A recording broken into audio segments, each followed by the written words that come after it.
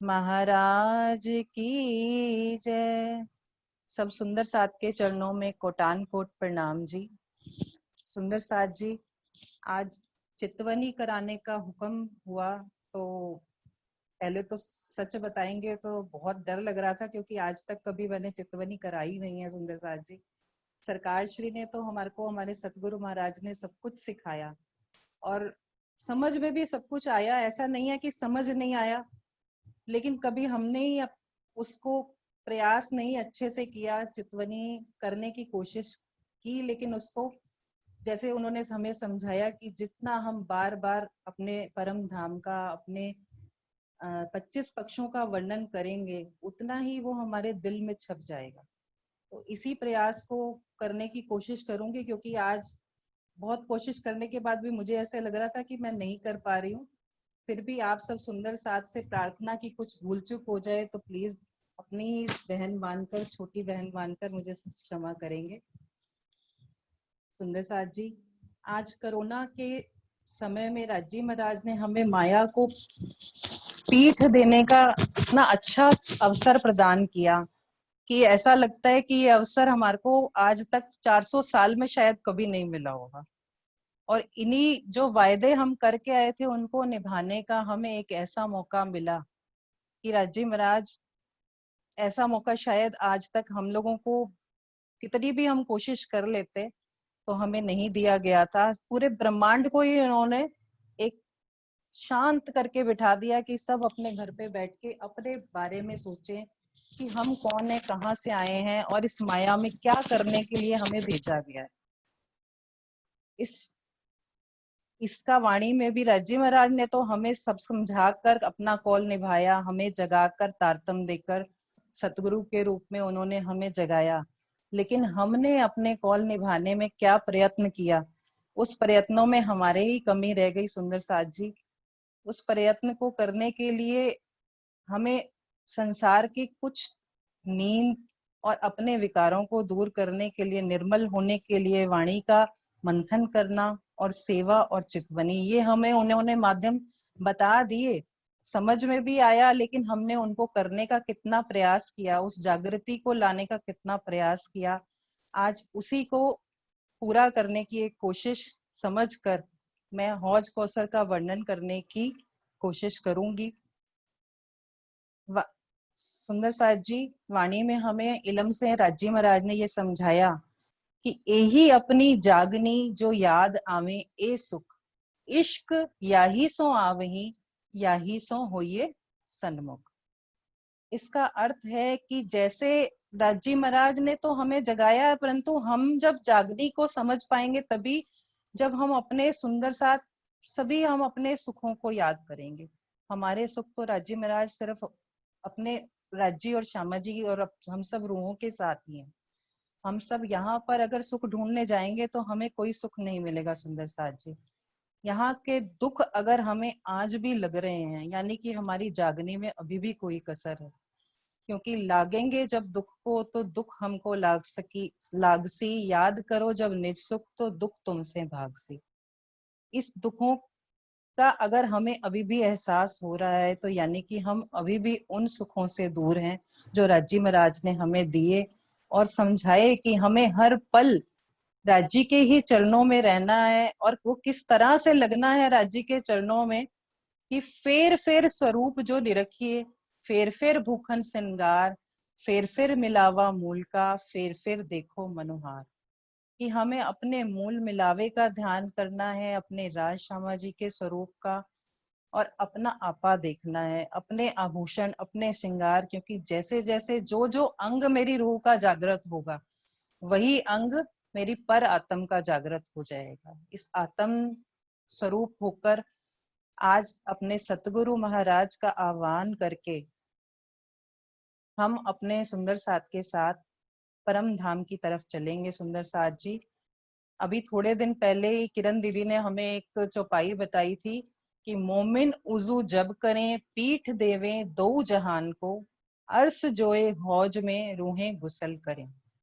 तो उस चौपाई से लगा कि जब हम राज्य को मिलन को जाते हैं तो हम जमुना जी में स्नान करके अपने को निर्मल करके उसके पश्चात राज्य से मिलन के लिए जाते हैं। उसी तरह से चौपाई के द्वारा ये भी समझ में आ रहा है कि हमारा स्नान यही है कि हम हौज कौसर में और जमुना जी में स्नान करें हर वक्त।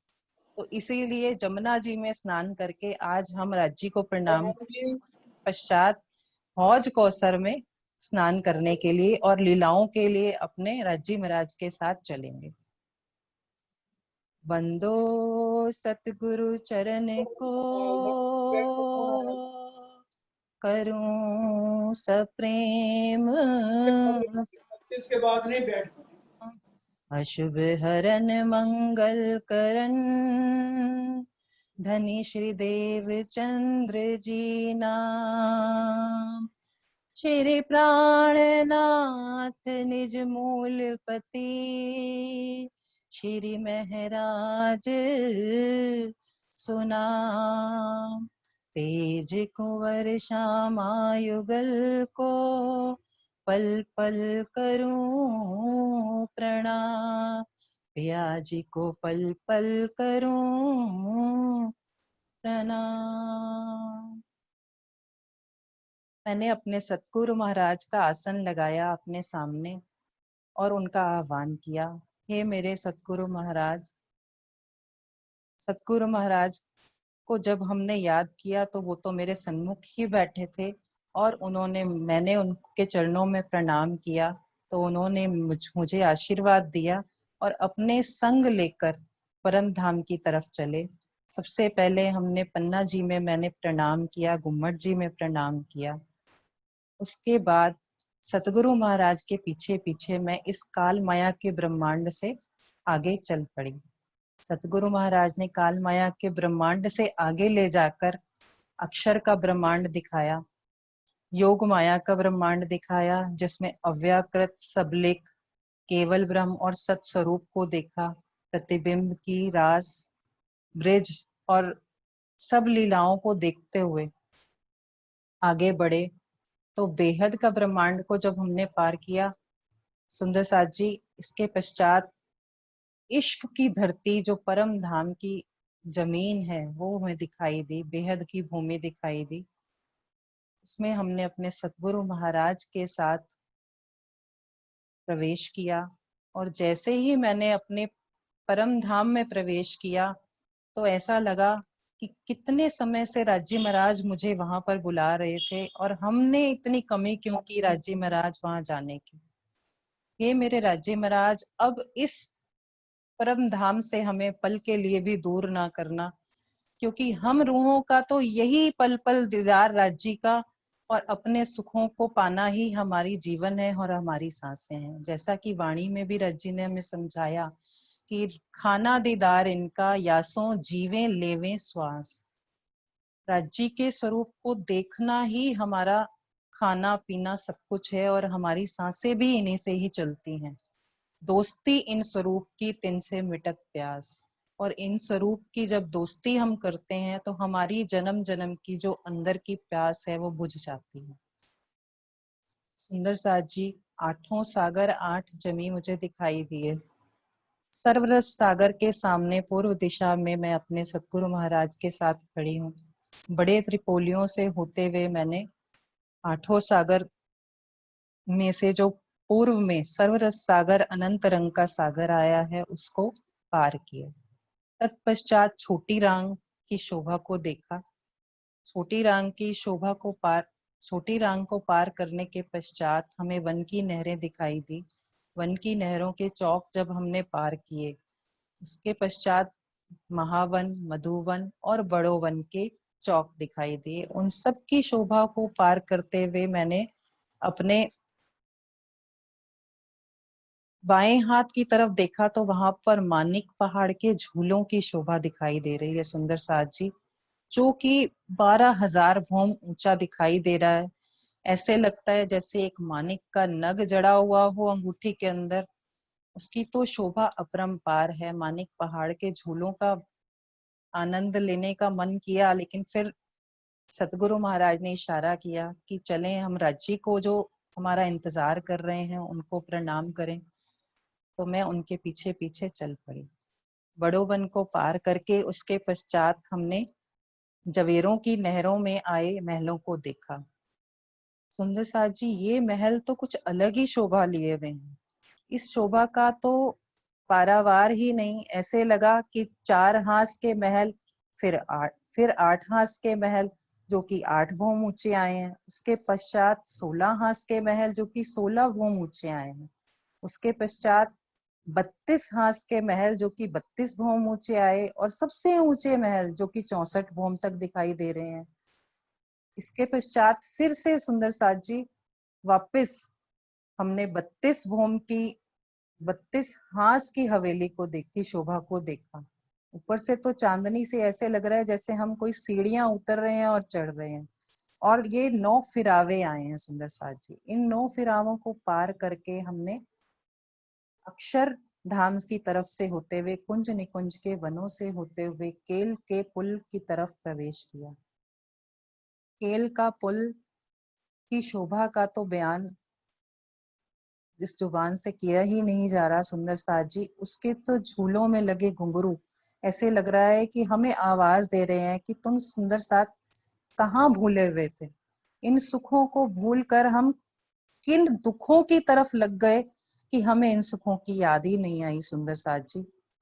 11 मेहराबों में 10 मेहराबों में 11 थंबों में 10 मेहराबों की शोभा दिखाई दे रही है। और एक भौम पे 220 झूलों को देखकर इसकी 5 भौमों में झूले ही झूले दिखाई दिए सुंदर साथ जी। मन किया कि यहीं से यमुना जी में स्नान लगाएं। फिर सतगुरु को देखा कि वो तो आगे बढ़ रहे हैं, तो मैं भी उनके पीछे बढ़ती चली गई।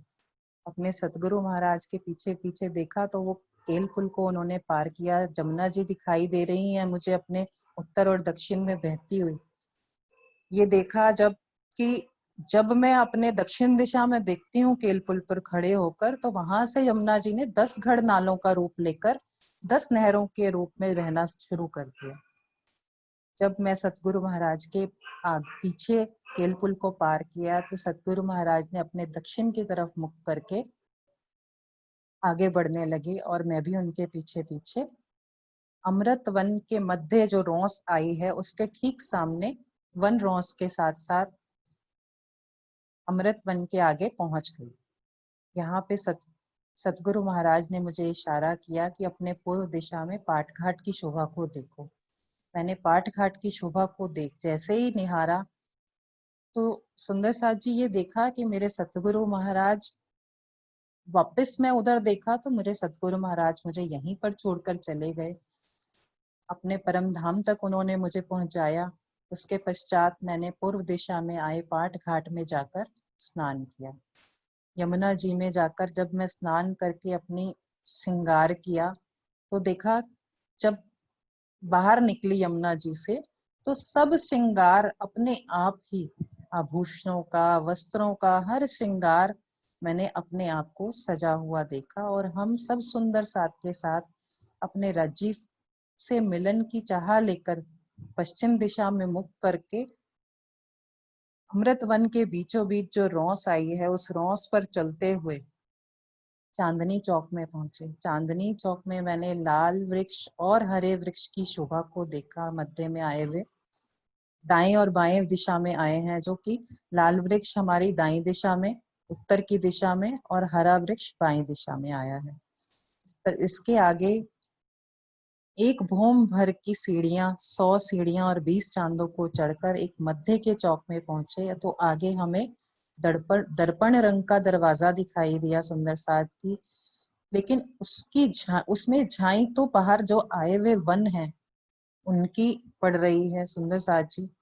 वाणी में हमने ये पढ़ा कि ये धाम दरवाजा जब हम अपने दिल में विरह को लेकर चलेंगे, राज्य में राज के प्रेम को लेकर चलेंगे, तो यहाँ पर इंद्रावती जी हमारे प्रेम को तोलकर इस दरवाजे को खोलेंगे सुंदर साथ जी।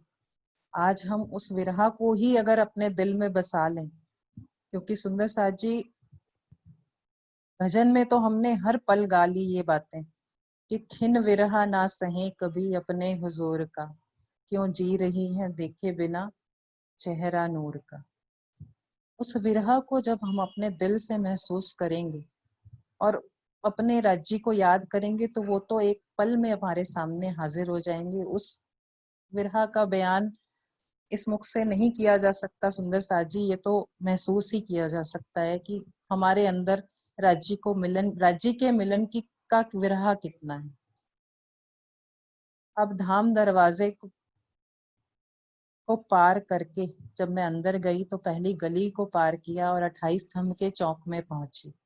28 स्तंभ के चौक से आगे बढ़ी, एक गली को पार किया और पूर्व की दहलान जो पहली रसोई की हवेली आई है उसमें प्रवेश किया पूर्व की दिशा से। सुंदर साथ जी अब अपने उत्तर दिशा में मध्य की गली में मैं आगे बढ़ी और सीढ़ियों के मंदिर में पहुंच गई। यहाँ पर सीढ़ियों से मैं तीसरी भूम में गई और तीसरी भूम से बाहर फिर से पहली जो हवेली आई है चौरस हवेली, उसमें से बाहर आकर मैंने पूर्व की दिशा में जो दरवाजा आया है चौरस हवेली का, उसको पार करके 28 स्तंभ के चौक को पार करके 3 सीढ़ियां चढ़कर तीजी भूम की पड़साल में जो चबूतरा आया है बना हुआ, उसमें प्रवेश किया और नीलो ना पीलो मंदिर जो पहली बाहरी हार मंदिरों की आई है उसमें अपने राज्य श्यामा जी को प्रणाम करने के लिए पहुंची। मैंने अपने राज्य श्यामा जी के चरणों में प्रणाम किया। राज्य ने मुझे ऐसे गले से लगाया कि जैसे हम कभी उनसे जुदा थे ही नहीं। उसके पश्चात राज्य ने मुस्कुराते हुए पूछा कि सुंदर साथ जी आज कहाँ चले घूमने के लिए। तो हमारे दिल से यही आवाज आई कि आज हौज कौसर के लिए सुंदर साथ जाना चाहते हैं। तो राज्य कहते चलो फिर चलते हैं आज हम हौज कौसर में रमण करने के लिए। सुंदर साथ जी जैसा कि राज्य महाराज ने हमें समझाया भी है कि शुक्ल पक्ष में हम 6 घंटे अपने रंग महल से बाहर जाते हैं। वो 6 घंटे का रमन शुक्ल पक्ष में ही होता है। कृष्ण पक्ष में सिर्फ 3 घंटे हम अपने घर से बाहर बिताते हैं और भोजन की लीला के लिए हम वापस अपने ही रंग महल की पहली रसोई की हवेली में आते हैं। लेकिन जब शुक्ल पक्ष आता है तो हम सब सखियां बाहर ही भोजन की लीला करती हैं, रंग महल वापस नहीं आते। अब हम सब सुंदर साथ जो तीसरी भूमि के छज्जों के साथ आए सुखपाल हैं, उनमें विराजमान अपने राज्य और श्यामा जी के साथ हो गए। राज्य और श्यामा जी का सुखपाल कभी आगे उस सुखपाल के कभी हम पीछे। उन्होंने सुखपाल को आज्ञा दी कि हम आज हौज कौसर की सैर को चलें और हमारा सुखपाल राज्य के सुखपाल के पीछे पीछे चल पड़ा। सुंदर साथ जी दक्षिण दिशा की तरफ राज्य ने अपने सुखपाल को घुमाया, चलने का हुक्म दिया। सबसे पहले रंग महल के साथ बट पीपल की चौकी हमें दिखाई दी। बट पीपल की चौकी से के ऊपर से होते हुए उस शोभा को देखते हुए हमने बड़ो वन के वृक्षों की जो 5 हारें आ रही हैं, जो कि 5 भौम ऊंची आई हैं, उनकी शोभा को देखा और उसके बाद देखा कि कुंज निकुंज के वन ने चारों तरफ से हौज कौसर ताल को घेर लिया है। सुंदर साथ जी अब हमारे सामने हौज कौसर ताल का दृश्य दिखाई भी दे रहा है। जो सुंदर साथ थोड़ा सा उस हौज कौसर ताल को समझकर हम लोग वहां की लीला को समझेंगे, तो उसमें डूबने का प्रयास करेंगे, तो और भी अच्छे से हमें समझ में आएगा कि हम कहाँ की लीला का वर्णन कर रहे हैं और कहाँ की बात कर रहे हैं। इस हौज कौसर को घेर कर चारों तरफ से कुंज निकुंज के वन की शोभा आई है। कुंज निकुंज के वन में अगर हम सब जानते ही हैं, बाकी सब हम सब सुंदर साथ को सरकार श्री ने सब कुछ समझाया है कि यहाँ पे फूलों की ही छत है, फूलों के ही पेड़ है, मतलब फूलों की ही सब बनक आई है, फूलों की ही ढोलक है, फूलों के ही वाद्य यंत्र हैं, फूलों का ही सब श्रृंगार है हम सखियों का। कोई चौरस आया है तो कोई गोल, वहां पे कुंज जो है वो चौरस है और निकुंज जो है वो गोल आया है। इस तरह से 2 भौम ऊंचे ये महल आए जो चारों तरफ से जिन्होंने हौज कौसर को घेर रखा है। और इन वनों की खुशबू से हौज कौसर में इतनी सुगंधी है क्योंकि चारों तरफ से ये बंद है, तीन तरफ से सुंदर साथ जी हौज कोसर की शोभा बिल्कुल बंद दिखाई दे रही है हमें। एक तरफ से सिर्फ जमुना जी की एंट्री है। जैसे कि हम जानते ही हैं कि जमुना जी जो है हौज कोसर से चलती, पुखराज पहाड़ से चलती हैं, उसके पश्चात ईशान कोण से मुड़कर बिल्कुल रंग महल के सामने 9 लाख कोस तक बहती हैं। उसके पश्चात 9 लाख कोस के बाद अगिन कोण से फिर से मरोड़ खाकर हौज कोसर में जाकर समाती हैं। और जहां पर से हौज कोसर में समाती हैं वहां सूला देवरी के घाट का वर्णन आता है सुंदर साथ जी। और इस घाट की शोभा का वर्णन तो हम क्या ही करें, क्योंकि इसमें जो शोभा है वो किसी घाट में भी नहीं दिखाई गई। बताइए राजी महाराज ने, इस घाट में 16 देहोरियां तो हमें दिखाई दे रही हैं, इसके नीचे 5 थंबों की 5 हारें हैं, उसके भी नीचे जो भौम आई है उसमें 5 थंबों की 7 हारें हैं सुंदर साथ जी। और उसमें मध्य का थंब नहीं आया और वहां पर एक मूल कुंड की शोभा दी है। बाकी 3 तरफ घाटों से हम हौज कोसर के अंदर जा सकते हैं, लेकिन इधर कोई सीढ़ियों का वर्णन नहीं दिया गया। अगर हमने इस रास्ते से हौज कोसर में प्रवेश करना है तो हमें जमुना जी के थ्रू ही जाना पड़ता है। जमुना जी से हम चलते हैं, जमुना जी में ही गोते लगाकर अंदर चले जाते हैं। यहाँ पर 4 घड़नालों से हौज कोसर में समा रही हैं जमुना जी। इन घड़नालों से जब हम अंदर जाएंगे तो अंदर निकलने के लिए कभी हम मूल कुंड से छलांग लगा देते हैं जमुना जी में और बाहर आ जाते हैं जमुना जी में, और जमुना जी से फिर से हमने अंदर जाने के लिए कभी कोई और रास्ता चाहिए तो आसपास जलरौस के साथ ही जो पाल आई हैं, पाल के साथ यहाँ पर जहाँ 4 घड़नाले आए यहाँ पर ही दरवाजों की शोभा आई है, जो कि चौरस पाल के नीचे मोहल्लातों में खुलते हैं। और इन्हीं से हम अंदर मोहल्लातों में भी जा सकते हैं जाना चाहें तो। बाकी सब घाटों की अगर शोभा को अगर हम समझें तो उसमें तो जैसे ही हम घाटों की तरफ जाएंगे तो घाट के ठीक सामने सीधी सीढ़ियां आई हैं जिनसे हम 12,000 सखियां सीधा दौड़कर जमुना जी हौज कोसर ताल जो बन गया है उस तक पहुंच सकते हैं हम सब सखियां। थोड़ा सा जूम करके काव्य दिखाओ एक घाट की शोभा को, जूम करो थोड़ा सा।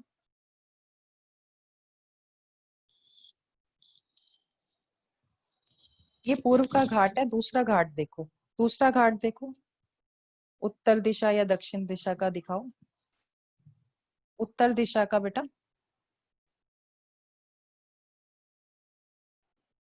हाँ, पीछे घाट भी दिखाओ थोड़ा सा, हाँ ये वाला घाट। सुंदर साथ जी ये 9 देवरी का घाट है जो कि उत्तर दिशा में आया है। इस घाट से हम जब आते हैं तो सामने देखिए ये सीढ़ियां दिखाई दे रही हैं जो बिल्कुल सीधी जा रही हैं। अब वापस हम थोड़ी सी शोभा को हमने समझने की कोशिश करी। अब राज्य के साथ हमारे सुखपाल वन रोंस पर उतरे हैं।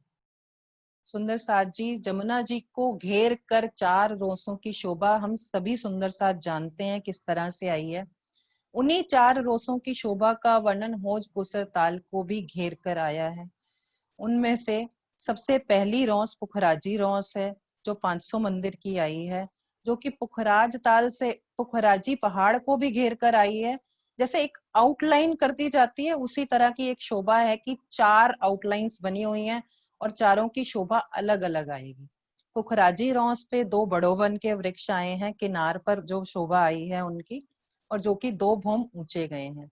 वन रौस पर गलीचों की शोभा आई है। उसके पश्चात ढलकती पाल आई है। ये खूबी जो ढलकती पाल, चौरस पाल, कटी पाल और संक्रमणिक सीढ़ियां, ये सब एक पाल को ही की ही शोभा को बढ़ाकर हौज कोसर के लिए एक विशेष शोभा बनाई है सुंदर साथ जी राज्य महाराज ने। 128 हांस में घेर कर हमारा ये हौज कोसर का ताल आया है और हर हांस में सुंदर साथ जी अलग अलग रंग की शोभा सुंदर साथ जी राज्य ने हमें बताई है वाणी के अंदर कि इतने रंग हैं यहाँ पर। तो माया के संसार में तो हम 7 इंद्रधनुष में रंग देखकर भी अगर एक साथ हमें दिखते हैं तो कितनी खुशी महसूस होती है। तो अपने परम धाम के जब एक साथ 128 रंग हमें जल में दिखाई देगा उसका प्रतिबिंब, तो उस शोभा का तो वर्णन जुबान से हम कर भी नहीं सकते, सिर्फ महसूस कर सकते हैं। जब वन रोंस पर सुंदर साज जी हमारे सुखपाल उतरे, तो मैंने देखा कि राज्जी महाराज हमारे को अपने सुखपाल से उतरकर हमारी ही अगवानी करने के लिए, जो सबसे पहले चबूतरा आया है, जो वन रोंस पर आया है, और एक द्योरी की, 2 द्योरियों की शोभा आई है, उन द्योरियों पर खड़े होकर राज्जी महाराज हम सब सुंदर साथ का स्वागत कर रहे हैं। खूब खुशहालियां, कोई हमें गजरे पहना रही है, कोई इत्र लगा रही है, कोई हमें चूड़ी पहना रही है, मतलब सब श्रृंगार हमारा फूलों का किया जा रहा है इसमें आने से पहले। हौज कौसर ताल के पश्चिम दिशा में झुंड का घाट सुंदर सा जी हमें सामने ठीक दिखाई दे रहा है। इस झुंड के घाट की यही विशेषता है कि ये 5 भूम का आया है और सारा पेड़ों और फूलों पत्तों से ही इसकी बनक आई है।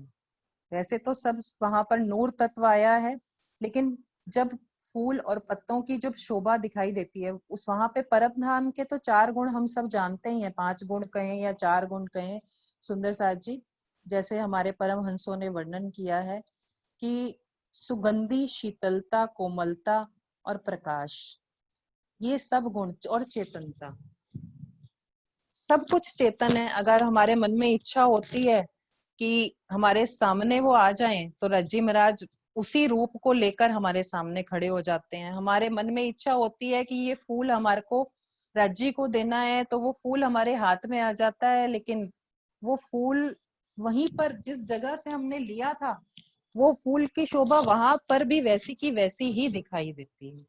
इसलिए सुंदर साथ जी परम धाम के इन गुणों को दिल में रखते हुए हम आगे बढ़ते हैं। अपने राज्य ने, जब राज्य ने हमारा स्वागत किया, तो हमारे दिल में और भी उमंग बढ़ गई कि भाई अब इसके आगे राज्य महाराज हमें क्या लाड लडाने वाले हैं।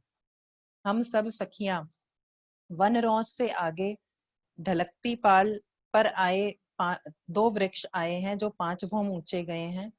बड़ो वन के वृक्ष हैं ये। उसके पश्चात संक्रमणिक सीढ़ियां जो कि चारों तरफ घेर कर आई है, उनको भर ऊंचे चढ़े हम, तो उसके पश्चात हमारे को झुंड का घाट पहुंच गए। झुंड के घाट में 10 मेहराबों की शोभा बताई गई है सुंदर साथ जी। 4 मेहराबें एक चबूतरे पर और 4 दूसरे चबूतरे पर, और 2 मेहराबें मध्य में बन जाती हैं। तो इस तरह से 10 मेहराबों की शोभा कंप्लीट हो जाती है। और इसकी 5 भूम छठी चांदनी है। कोई ऊपर की भूमों में जाकर खूब खुशहालियां हम पे फूलों की वर्षा करती हैं और हमारे आने का स्वागत करती हैं। कोई सखी, अब तो हम सबको इतनी उमंग हो रही है कि हम कहाँ पर, यहाँ पर क्या क्या हमें नया देखने को मिलेगा, और हम वहां जाकर वही लीला का कोशिश करें कि हम सब आनंद ले सकें राज्य के साथ। इतनी देर में कुछ सखियां तो बड़ो वन के जो वृक्ष चौरस पाल पर हमें 3 वृक्ष दिखाई दे रहे हैं, उनकी भी 5 भूम छठी चांदनी है। कुछ सखियां उनमें हिंडोले लेने चली गई, और कुछ सखियां जो हैं उसके ऊपर जो भूमें आई हैं वहां चली गई। इतने में वहां पर मोर, पपीहा, कोयल, इन सब की आवाजों ने तो इस वातावरण को इतना मधुर बना दिया कि इसका आनंद ही इतना बढ़ गया कि हम उसको जुबान से वर्णन नहीं कर सकते सुंदर साथ जी। कुछ सखियां राज्य को लेकर द्योरियों में बैठ गई, जो कि 128 द्योरियां इन 3 वृक्षों के आगे पड़साल आई है, और हास हास की कॉर्नर के सामने 128 द्योरियों का वर्णन आता है सुंदर साथ जी। जो ये बड़ो वन के वृक्ष आते हैं, ये हास के मध्य में आते हैं, लेकिन द्योरियां जो हैं हास के कॉर्नर वाली जगह पे। लेकिन आगे से हम चलेंगे तो 2 हिस्से छोड़ दीजिए, उसके बाद तीसरा हिस्से में हमें द्योरियों की शोभा दिखाई देगी, बड़ी द्योरियों की। इन बड़ी द्योरियों के आगे चांदा दिखाई देगा, उस चांदे से ही कटी पाल की शोभा। इसको चांदा जो है वो चांदे के दाएं बाएं सीढ़ियों की शोभा है, इसको कटी पाल कहा गया है, क्योंकि चांदे के दाएं बाएं हमने छत को काटकर नीचे जाने के लिए रास्ता बनाया है। इन सीढ़ियों से हम जब नीचे उतरे तो 4 थंबों के ऊपर एक चौक की शोभा है, जिसको कि जो चांदा है उसके ऊपर छोटी द्योरी हमें दिखाई दे रही है, जो कि बड़ो वन के वृक्षों के ठीक सामने दिखाई दे रही है। इस छोटी द्योरी के नीचे जब हम खड़े होते हैं तो एक हाथ पे तो हमें मोहल्लातों की तरफ दरवाजा दिखाई दे रहा है, जिससे हम चौरस पाल के नीचे जो मोहल्लाते हैं उनमें जा सकते हैं, और दूसरी तरफ हमें रास्ता दिखाई दे रहा है जल रौस पर जाने के लिए। सुंदर साथ जी, अब हम जल रौस पर जाकर हम सब सखियां बैठ जाती हैं। अपने पैरों को जल चबूतरे पर आप रख कर बैठिए, वहां पर जो आपको आनंद आएगा, क्योंकि जो चारों तरफ से 128 रंग इंद्रधनुष की तरह हमारे आभूषण और हमारा जो प्रतिबिंब इस ताल में दिखाई देगा, उस शोभा का वर्णन इस जुबान से हम कर ही नहीं सकते। सुंदर साथ जी, किसी सुंदर साथ का दिल करता है कि हम आज इस ताल में झील ना करें, क्योंकि ये ओपन ताल है। सुंदर साथ जी, हौज कौसर के अंदर 2 तालों का वर्णन आता है। एक वर्णन तो अभी ये जलरौस के साथ जो हम ताल दिखाई दे रहा है, और एक मध्य में टापू महल दिखाई दे रहा है। सुंदर साथ जी, उस टापू महल के अंदर जब हम जाएंगे तो एक चबूतरे पर ताल की शोभा आई है। उस चबूतरे पर जो ताल है वो ऊपर से ढका हुआ है। सुंदर साथ जी, इस ताल में जब आनंद लेना है हम, तो चाहे तो हम ओपन में स्विमिंग करने की अगर कोशिश करें तो यहाँ से कर सकते हैं, और कुछ सखियां तो इतनी कुशल हैं जो कि बड़ो वन के वृक्षों की जो 5 भूम आई हैं, उसकी डालियों से ही सीधी डाइव मार के इस ताल में कूदती हैं। सुंदर साथ जी, तो उस लाड का सुंदर साथ के जब दूसरी सखी पे जल उछलता है, जब हम वहां पर बैठे हैं, उसकी तो बात ही अलग है। उसके बाद हम सब सखियां जब श्रृंगार करना होता है तो जलरौस के साथ ही जो दरवाजे आए हैं, इन छोटे दरवाजों से को पार करके या बड़े दरवाजों से, जिस भी दरवाजे से हम चाहें, मोहल्लातों के अंदर जा सकते हैं, जो कि चौरस पाल के नीचे आई हैं। सुंदर साथ जी, ये वर्णन तो हम बीतक में भी कई बार अपने सतगुरु महाराज से सुन चुके हैं कि जब सुंदर साथ पन्ना धाम में बैठकर चितवन लगाई लालदास जी ने, तो प्राणनाथ जी ने उनसे पूछा कि ये बताओ कि चौरस पाल जो है वो ठोस है या पोलियाई है। तो वो सुंदर साथ उस चीज में इतना डूबा होता था, जबकि वो एक ठोस चबूतरे पर, धाम चबूतरे पर बैठकर चितवन की, और उन्होंने वहीं पे हाथ मारा और प्राणनाथ जी को ये बताया कि सुंदर साथ को, सबको ये बताया कि वो पोलियाई है। उन्होंने ये महसूस किया कि मैं अपने परम धाम में बैठी हूँ। आज हम भी अपने आप को वहीं पर हाजिर समझें कि हम उस लीला में अपने आप को इन्वॉल्व करेंगे तो उस सुख को महसूस कर सकेंगे। जितना हम वो जिक्र करेंगे, जितना हम उनको निरखेंगे, उसको, उस प्यार को अपने दिल में महसूस करेंगे, तभी हम उसमें डूब सकेंगे। सुंदर साथ जी, इसके पश्चात कुछ सखियों ने स्टीमर से टापू महल के अंदर जाने का प्रयास किया, तो कुछ सखियां किसी पशु पक्षी की सवारी करते हुए ही हम अंदर चली गई। जब हमने अंदर जाकर देखा तो टापू महल तो 64 पांखुड़ी का वर्णन आया है वाणी में। सुंदर साथ जी, कि ज्यों एक फूल 64 पांखुड़ी, 4 द्वार बने गिरदवाए, गुरज 60 बने तिन पर, एक खूबी कही ना जाए।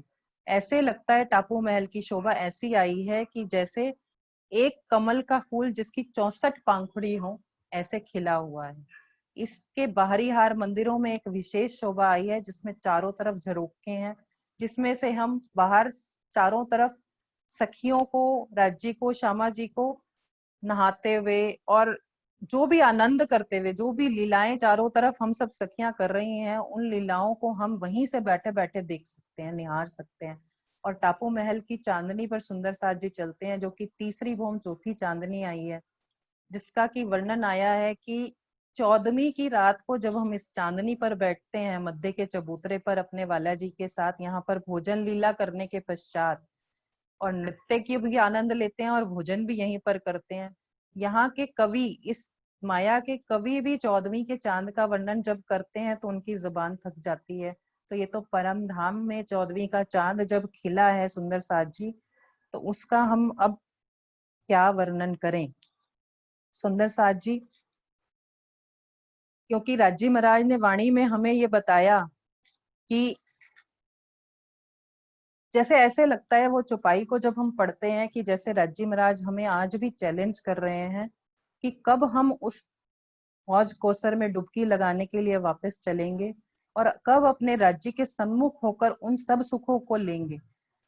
अब कहूं मैं ताल की, अंदर आए सको सो आओ, जो हो वे रू अर्श की, सो ऐसा ना पावे दाऊ। उसके बाद एक चौपाई और सुंदर साथ जी आती है जो कि मेरे मन को बार बार याद दिला रही है कि हम राज्य के सन्मुख जब बैठ जाएंगे तो कोई भी दुख हमें नहीं लगेगा, जो कि हमने सुनी। चांद चौदहवीं रात का बैठे चांद नूर जमा, सन्मुख सबे बैठा के, करें खावेंद रोहे खुशार, करें खावेंद रोहे खुशार। तो इस चौपाई के साथ ही सुंदर साथ जी मैं अपने शब्दों को विराम देती हूँ कि अब बस एक राज्य महाराज के जब हम सन्मुख हो जाएंगे तो फिर हमें खुशहाली ही खुशहाली है। अब राज्य के चरणों में बैठकर प्रणाम करके वापस चलते हैं सुंदर साथ जी। इसके बाद कुछ कहा नहीं जा रहा, बाकी जैसा जैसा समझ में आया वैसा वर्णन आपके सामने पेश कोशिश की है सुंदर साथ जी। शायद समय भी मुझे ध्यान नहीं रहा, मुझे लग रहा है कि कुछ समय फालतू ही हो गया। प्रणाम जी सुंदर साथ जी, प्रणाम।